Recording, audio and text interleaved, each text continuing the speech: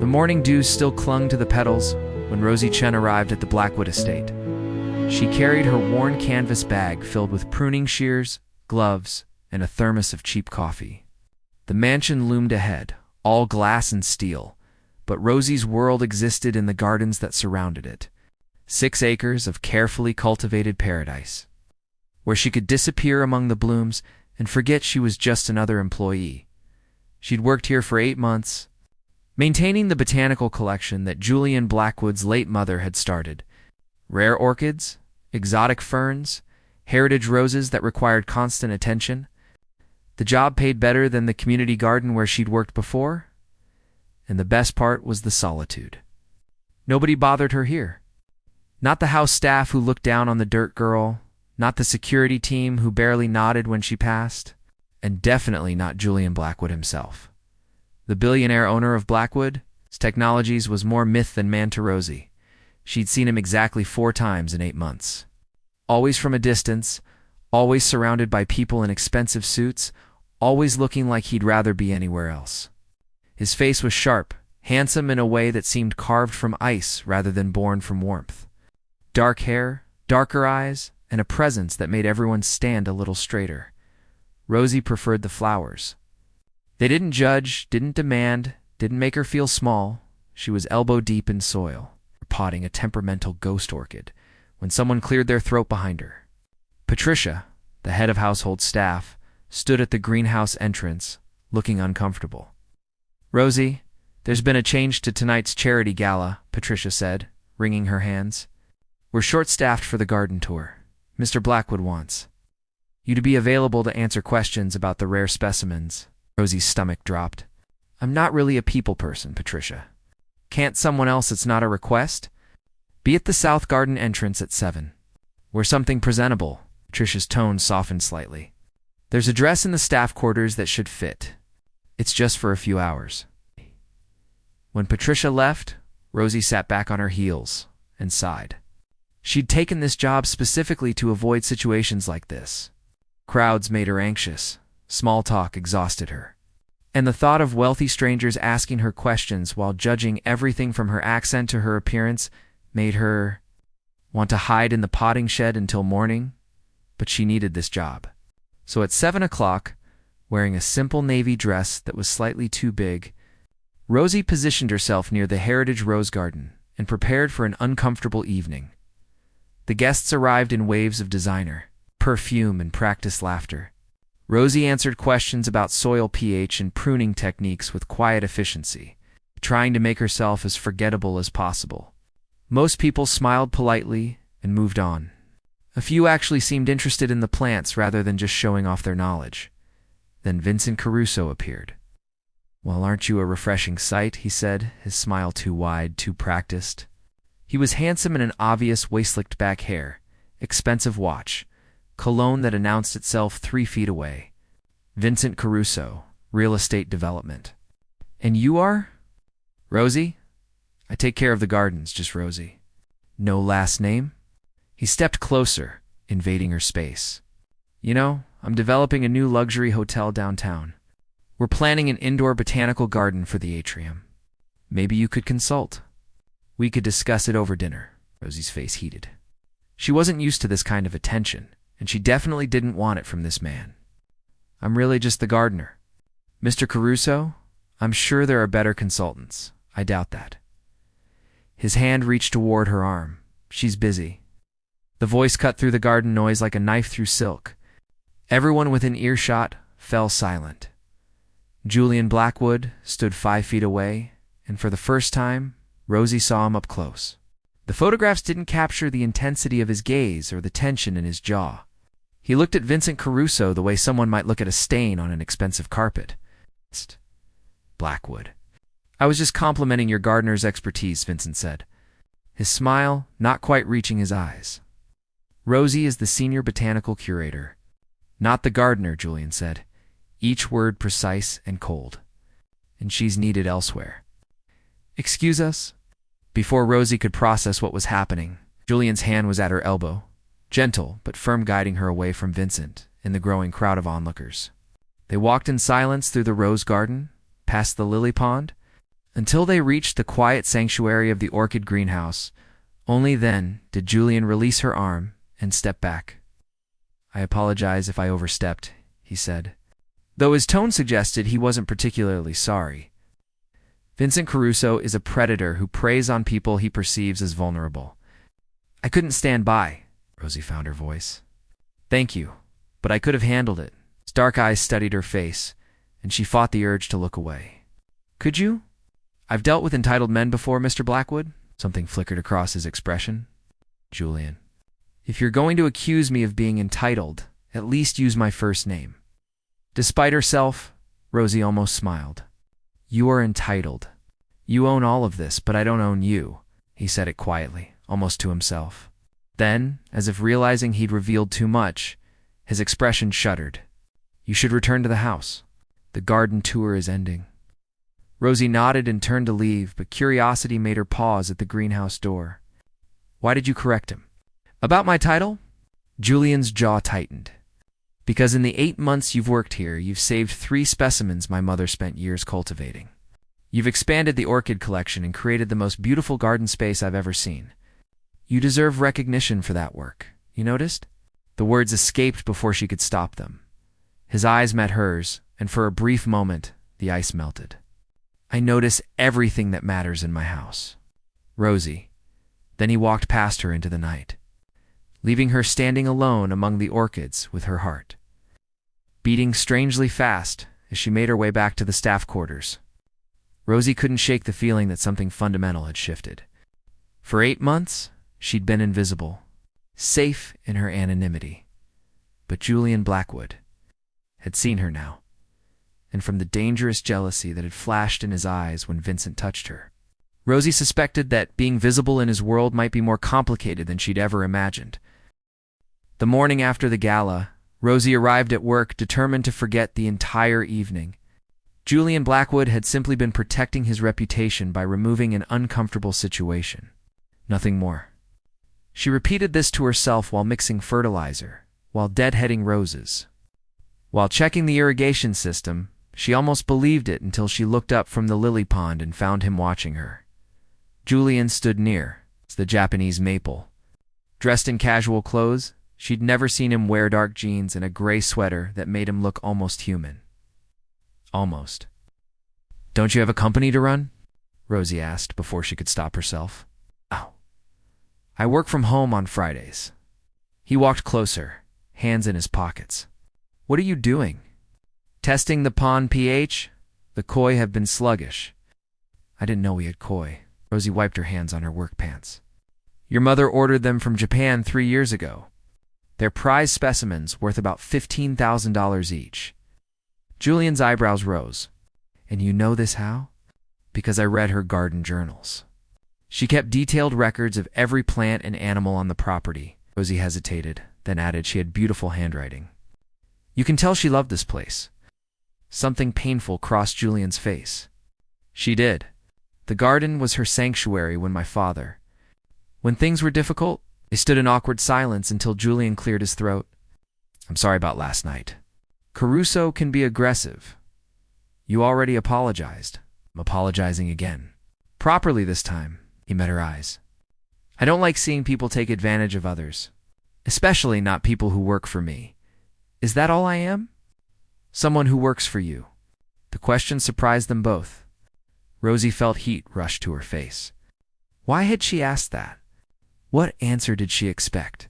Julian's expression shifted into something unreadable. "I don't know yet." Before Rosie could respond, her phone buzzed. She glanced at the screen and groaned. "The orchid shipment from Thailand is delayed another week. I need to reorganize the entire greenhouse schedule. Show me. Show me what you're working on. I'd like to understand what you do here."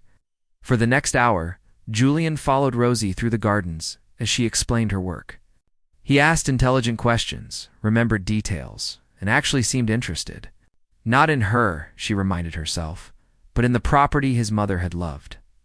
Still, when he laughed at her story about fighting off a determined raccoon from the compost bin, something warm bloomed in her chest.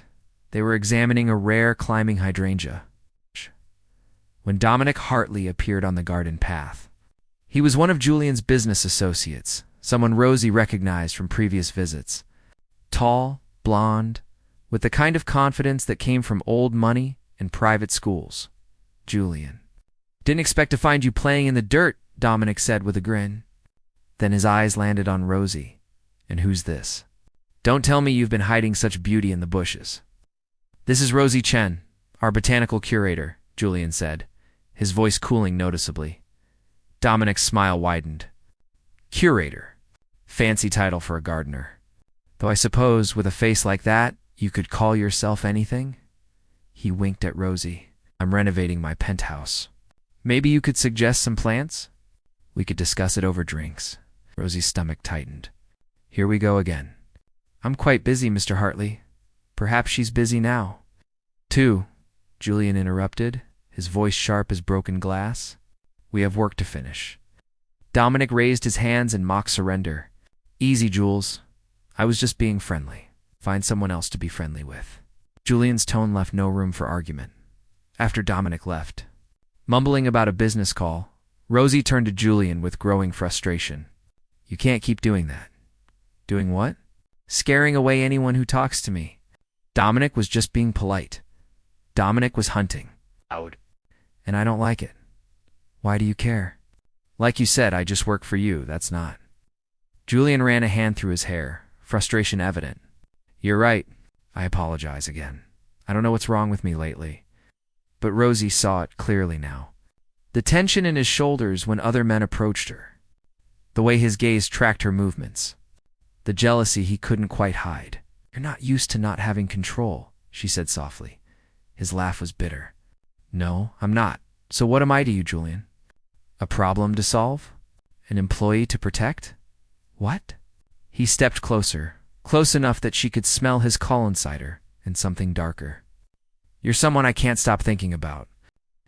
Someone who makes me forget about quarterly reports and stock prices and board meetings. You're chaos in my carefully ordered world, Rosie Chen, and I don't know what to do about it." Her breath caught. "Julian, Mr. Blackwood." His assistant Rebecca appeared around the corner, tablet in hand. "I'm sorry to interrupt, but you have the conference call with Tokyo in 5 minutes." The moment shattered. Julian's expression smoothed into his usual professional mask. "Of course. Thank you, Rebecca." He looked at Rosie one last time. "We'll continue this conversation later." But as he walked away, Rosie pressed her hand to her racing heart and admitted the truth she'd been avoiding. She was falling for Julian Blackwood, a man who lived in a world of boardrooms and private jets while she lived in soil and sunshine, a man who could buy anything except the one thing that mattered: genuine connection. And the most dangerous part. She thought he might be falling for her too, that evening. As Rosie locked up the greenhouse, she found a single white rose on her workbench. No note, no explanation.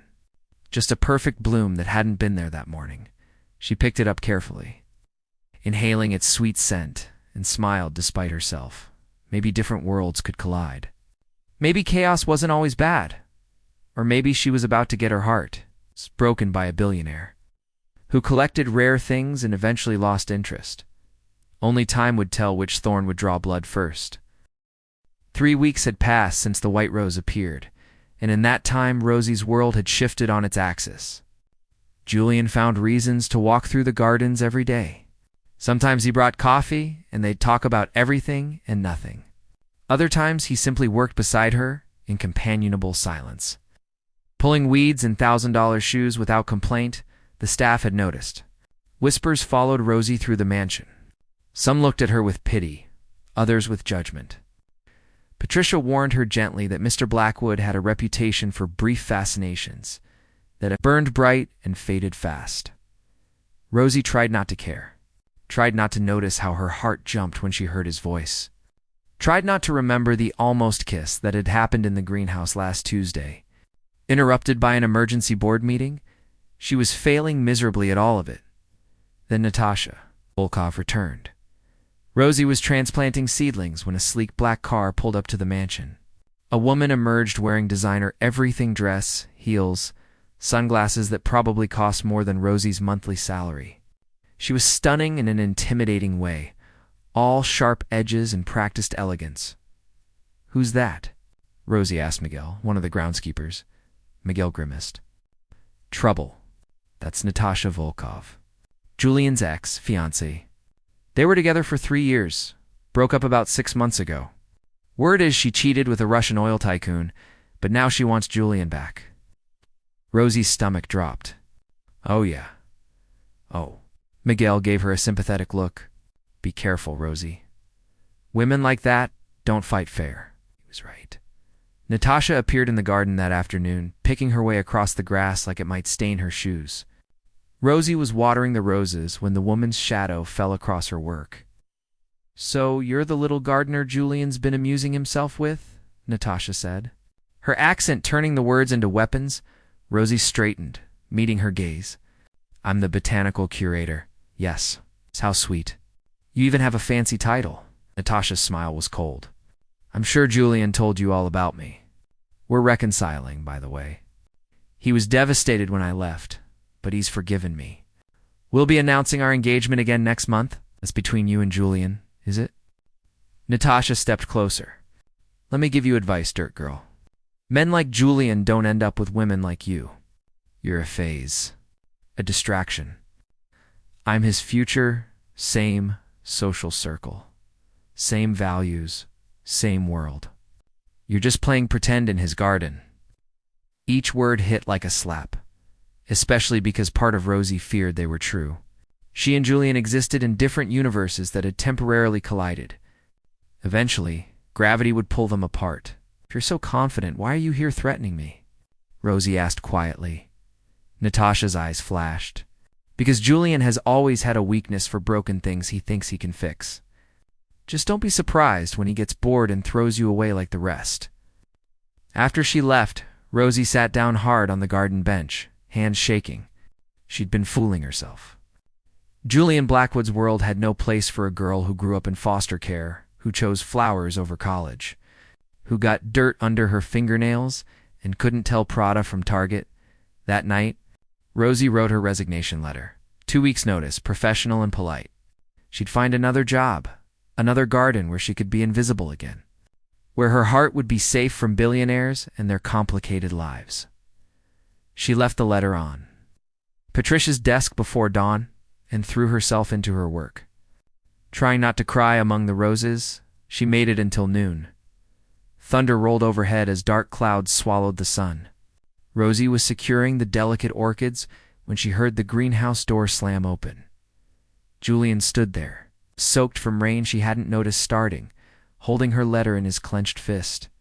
What is this? His voice was rough, angry, hurt. My resignation. I thought that was obvious. Don't. He crossed the space between them in 3 strides. Don't do that. Don't pretend this is just a professional decision. Ow. It is professional. I'm not the right fit for this position anymore, liar. He was breathing hard. Natasha got to you, didn't she? Rosie's silence was answer enough. Tell me what she said. Does it matter?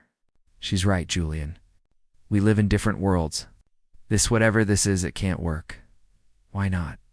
Because I'm the gardener and you're Julian Blackwood. Because eventually you'll wake up and realize you were just lonely and I was convenient. Because I'm in love with you. The world stopped. Rain hammered the glass roof. Thunder rumbled. But all Rosie could hear was those 5 words echoing in the sudden silence. What? Julian set down the letter with shaking hands. I'm in love with you, Rosie Chen. I've been falling for weeks, and I'm terrified because I've never felt this out of control. You make me laugh. You challenge me. You see me not my money or my name or my reputation. Just me. And yes, Natasha came back. She'll always try to come back because she likes what I represent. But I don't love her. I don't want her.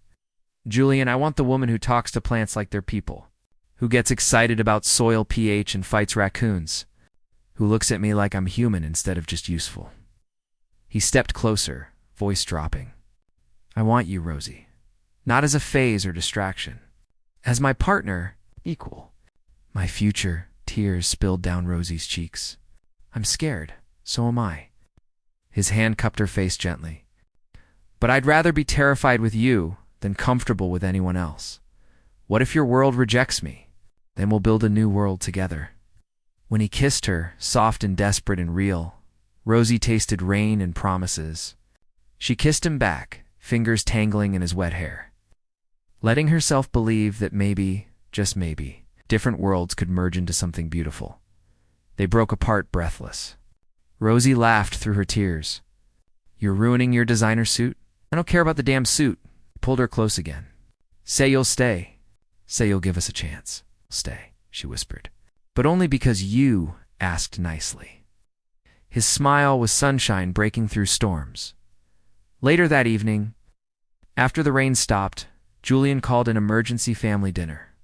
His sister, his business partners, and yes, even Natasha, who'd been staying in the guest house. They gathered in the formal dining room, confused and curious. Julian stood at the head of the table, Rosie at his side with her hand in his. "I'm making some changes," Julian announced.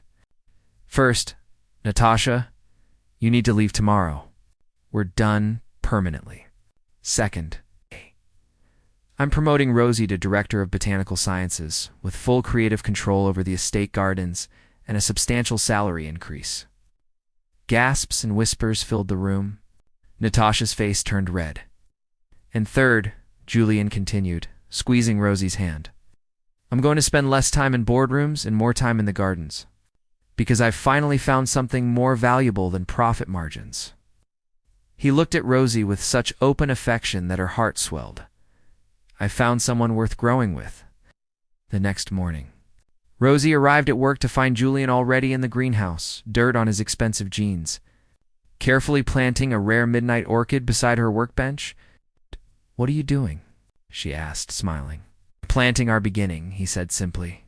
"This orchid only blooms once every 10 years. When it flowers, we'll have had a decade together, and then we'll plant another." Rosie knelt beside him, their shoulders touching as they patted soil around delicate roots. "That's a long time," she teased. "Not long enough." He kissed her dirt-smudged cheek. "I'm thinking more like 50 orchids, minimum."